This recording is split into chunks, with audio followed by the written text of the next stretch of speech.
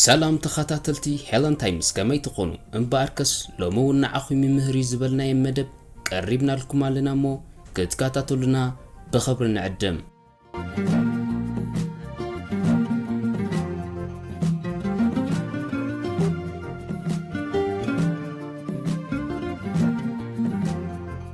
عسرت تقمتات بون ابطعنانا مصنعتታት كم زحبرو بون زستيو سبات ካብ ዝተፈላለዩ ከቢድ ሕማማት ናይ ምጥቃዕ ዕድሎም ኣዝዩ ንክይ እዩ ቡን ኣብ ጥዕናና ዘምጾ 10 ጥቕምታት እንሆ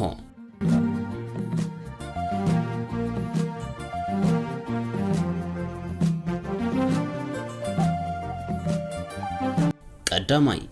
መጠን ጸዓትን ግዜ ምላሽን ከመሓይሽ ይኽእል እዩ ቡን ምስታይ ንሰባት ካብ ድኻም ከም ዘናግፎምን መጠን ጸዓት ከም ዝውስኽን ዝተፈላልዩ መጽናዕትታት ሓቢሮም እዮም ከም ዝኾነሉ ምኽንያት ካፌን ዝበሃል ሳይኮአክቲቭ ንጥረ ነገር ዝሓዘ ስለ ዝኾነ እዩ ቡን ምሰተኻ እቲ ካፌን ናብ ሰራውር ደምካ ይኣቱ ካብኡ ድማ ናብ ሓንጎልካ ይጓዓዝ ኣብ ሓንጎል ካፌን እቲ ዘዓግት መትኒ ዘመሓላልፍ አዶኖሲን ይዓክቶ እዩ ከምዚ ከጋጥም ከሎ መጠንቶም ከም ኖሮፒነፍሪንን ዶፓማይን ዝኣመሰሉ ካልኦት መትኒ ዘመሓላልፉ መሳርሒታት ይውስኽ እዚ ድማ ዝያዳ ኒውሮን ከም ዝባራዕ ይገብር ኣብ ደቂ ሰባት እተገብረ ሓያሎ መጽናዕትታት ከም ዝሕብሮ ቡን ንዝተፈላለዩ መድያት ዕዮ ሓንጎል የመሓይሾ እዩ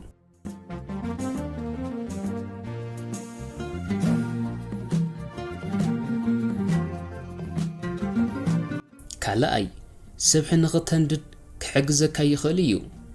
ካፌን ሓደ ካብቲ ስብሒ ንኽነድድ ዝሕግዝ ሂደት ተፈጥራዊ ንጥረ ነገራት እዩ ዝተፈላለዩ መጽናዕትታት ከም ዝሕብሮ ካፌን ንገምጋም መግቢ ብ3 ክሳብ 11 ሚእታዊት ከዛይዶ ይኽእል እዩ ካልእ መጽናዕትታት ከም ዝሕብሮ ካፌን ብፍላይ ኣብቶም ክራሽ ዘለዎም ሰባት ስብሒ ብ10 ሚእታዊት ኣብ ልሙጻት ሰባት ከዓ 29 ሚእታዊት ከቃጸል ይኽእል እዩ ይኹን እምበር እዚ ጽልዋዚ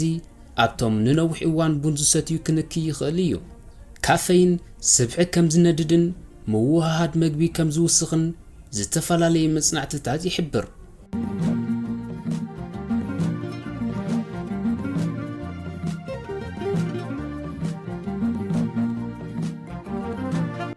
ሳልሳይ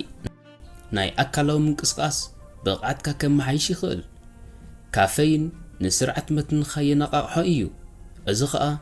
ስብሒ ዘለዎም ዋህያታት ስብሒ ሰብነትካ ከም ዝስበሩ ክገብር ይኽእል እዩ እንተኾነ ግን ኣብ ደምካ ዘሎ መጠን ኤፒነፍሪን እውን ይውስኽ እዩ እዚ ሆርሞን እዚ ንኣካላትካ ንብርቱዕ ኣካላዊ ጻዕሪ ዘዳሎ እዩ ካፌን ስብሒ ሰብነት ስለ ዝሰብር ብዘይክፍሊት ስብሒ ዘለዎ ኣሲድ ከም ነዳዲ ክርከብ ይከኣል ነዚ ኣብ ግምት ብምእታው ካፌን ብገምጋም ካብ 11 ክሳብ 12 ኣካላዊ ምውስዋስ ኣካላት ከም መሓይሽ ዝኽእል ምዃኑ ዘገርም ኣይኮነን ስለዚ ናብ ጂምናዚየም ቅድሚ ምኻድና ፍርቂ ሰዓት ዝኸውን ቡን ክንሰቲ ምኽንያታዊ እዩ ካፌን መጠን ኣድረናሊን ክውስኽ ስብሒ ኣሲድ ካብ ስሕቢ ኣካላትካ ከውፅን ይኽእል እዩ ኣብ ኣካላዊ ትርኢት እውን ዓብዪ ምምሕያሽ ከም ዝህሉ እዩ ዝገብር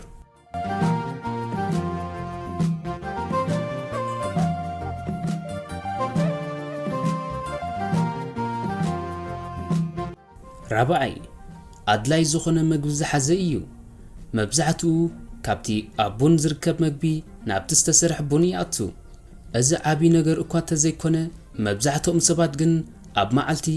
ብዙሕ ጽዋኣት ይሰትዩ እዮም እዚ ኸኣ ቀልጢፎም ነቲ ኣብ ቡን ዝርከብ ኣድላይ ምግቢ ከም ዝምገብዎ ይገብሮም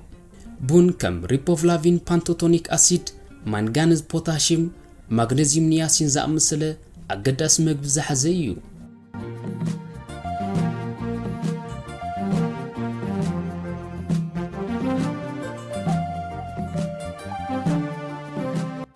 ሓሙሻይ ካልኣይ ደረጃ ሽኮርያ ይንክዮ ካልኣይ ደረጃ ሽኮርያ ኣብ መላእ ዓለም ዝርከቡ ብሚልዮናት ዝቑጸሩ ሰባት ዝጸሉ ዘሎ ከቢድ ጸገማዊ ጥዕና እዩ ኣብ ደም ዘሎ ልዑል መጠን ሽኮር ኢንሱሊን ብምጽዋር ወይ ኢንሱሊን ናይ ምውጻእ ክእለት ብምንካይ እዩ ዝልለ ቡን ዝሰትዩ ሰባት ካልኣይ ደረጃ ሽኮርያ ክሕዞም ዘለዎ ኣጋጣሚ ኣጸቢቑ ይንክይ እዩ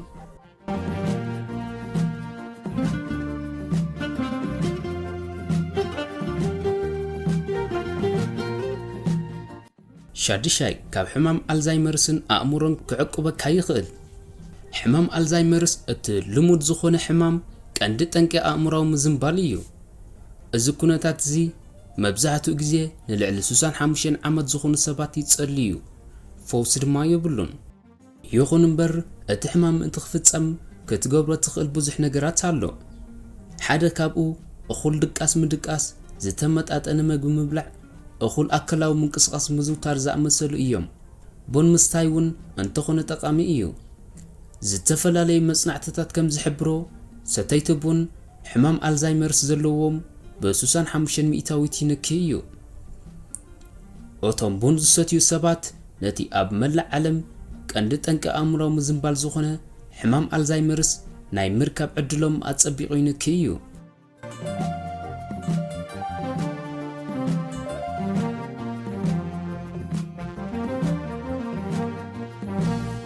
شاوعي ጭንቀት ክንክ ይኽእል እዩ ጭንቀት ኣድማዕነት ህይወትና ኣጸቢቑ ከም ዝንክ ዝገብር ከቢድ ኣእምሮዊ ምዝንባል እዩ እዚ ልሙድ እዩ ከመይሲ ኣብዚ እዋን እዚ 4.1 ሚእታዊት ናይቶም ኣብ ሕቡራት መንግስታት ኣሜሪካ ዝርከቡ ሰባት ብጭንቀት ኣእምሮ ዝተጠቕዑ እዮም ብ2011 ኣብ ሃቫርድ ዝተሓትመ መጽናዕቲ ከም ዝሕብሮ ኣብ መዓልቲ 4 ወይ ካብኡ ንላዕሊ ቡን ዝሰትያ ደቂ ኣንስትዮ ናይ መንፈስ ጭንቀት ብ20 ሚእታዊት ይንክዩ ኣብ 208,000 ሰባት እተገብረ ካልእ መጽናዕቲ ከም ዝሕብሮ እቶም ኣብ መዓልቲ 4 ወይ ካብኡ ንላዕሊ ጽዋእ ዝሰትዩ ሰባት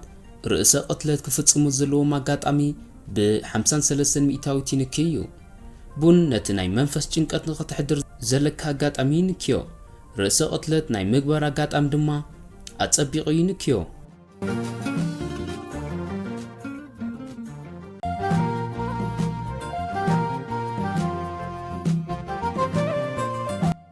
ሻምናይ ሕማም ልቢ ኣየምጻልካን እዩ ዋቕዕውን ይንክዮ እዩ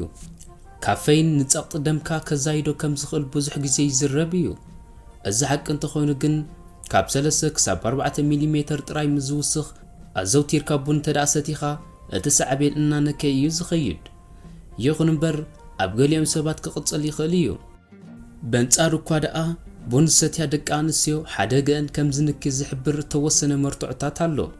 ገሊኦም መጽናዕትታት ከም ዝሕብሮ ሰተይቲ ቡን ወቕዒ ከጋጥሞም ዝኽእል ሓደጋ ብ20 ሚእታዊት ይንኪ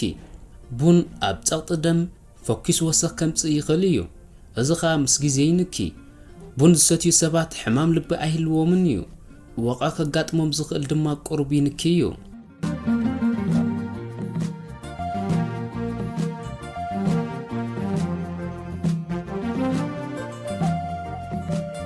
ታሽዓይ ዝነውሕ ዕድመ ንኽትነብር ክሕግዘካ ይኽእል ቡን ዝሰትዩ ሰባት ብዙሕ ሕማም ስለ ዘይህልዎም ቡን ዝነውሕ ዕድመ ክትነብር ክሕግዘካ ይኽእል እዩ ዝተፈላለዩ መጽናዕትታት ከም ዝሕብሮ ቡን ምስታይ ናይ ሞት ኣጋጣሚ ይንኪ እዩ ኣብ ክልተ ዓበይቲ መጽናዕትታት ቡን ምስታይ ንሰብኡት ናይ ሞት ኣጋጣሚ ብ20 ሚእታዊት ከም ዝንኪ ልዕሊ 20 ዓመት ከዓ ሞት ደቂ ኣንስትዮ ብ26 ሚእታዊት ከም ዝንኪ ተገሊጹ ኣሎ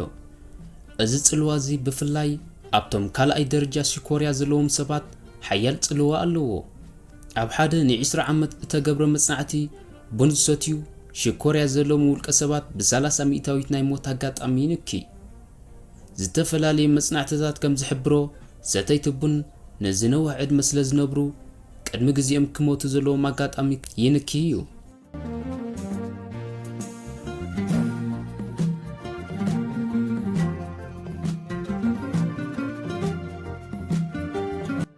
ዓስራይ ንገሊኡ ዓይነት መንሽሮ ዘለዎም ሓደጋ ይንክዮ መንሽሮ ሓደ ካብቲ ኣብ ዓለም ሓደ ጠንቂ ሞት እዩ ኣብ ኣካላትና ካብ ቁጽጽር ወጻኢ ዝኾነ ዕቤት ህዋህዮታት እዩ ዝልለ ቡን ካብ ክልተ ዓይነት መንሽሮ ማለት ካብ መንሽሮ ጸላም ከብድን ኮሎራክተርን ዝከላኸለሉ እዩ ዝመስል መንሽሮ ጸላም ከብዲ ኣብ ዓለም ሳልሳይ ቀንዲ ጠንቂ ሞት መንሽሮ ክኸውን ከሎ መንሽሮ ኮሎራክተር ከዓ ኣብ 4ይ ደረጃ ይስራዕ መጽናዕትታት ከም ዝሕብሮ ሰተይቲ ቡን ብመንሽሮ ጸላም ከብዲ ክትሓዝሉ ዝኽእሉ ኣጋጣሚ ብ40 ሚእታዊት ይንኪ እዩ ብተመሳሳሊ ኣብ 489,000 ዝተገብረ ሓደ መጽናዕቲ ከም ዝሕብሮ እቶም ኣብ መዓልቲ ካብ 4 ክሳብ 5 ኩባያ ቡን ዝሰትዩ ሰባት ንመንሽሮ ኮሎራክተር ዝጥቅዑ ዘለዎም ኣጋጣሚ ብ15 ሚእታዊት ይንክይ እዩ። ጽማቕ ሓሳባት መንሽሮ ጸላም ከብድን ኮሎራክተርን ኣብ መላእ ዓለም ሳልሳይ ራብዓይን ጠንቂ ሞት መንሽሮ እዩ። ቡን ዝሰትዩ ሰባት ንኽልቲኡ ዓይነት ሕማም ናይ ምቕላዕ ዘለዎም ኣጋጣሚ ይንክይ እዩ።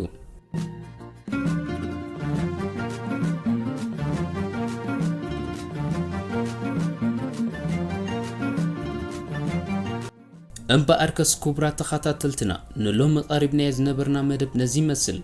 ኣብ ዝመጽእ ብኻልኦት ትሕዝቶ ክሳብ ንራኸብ ሰሰናይ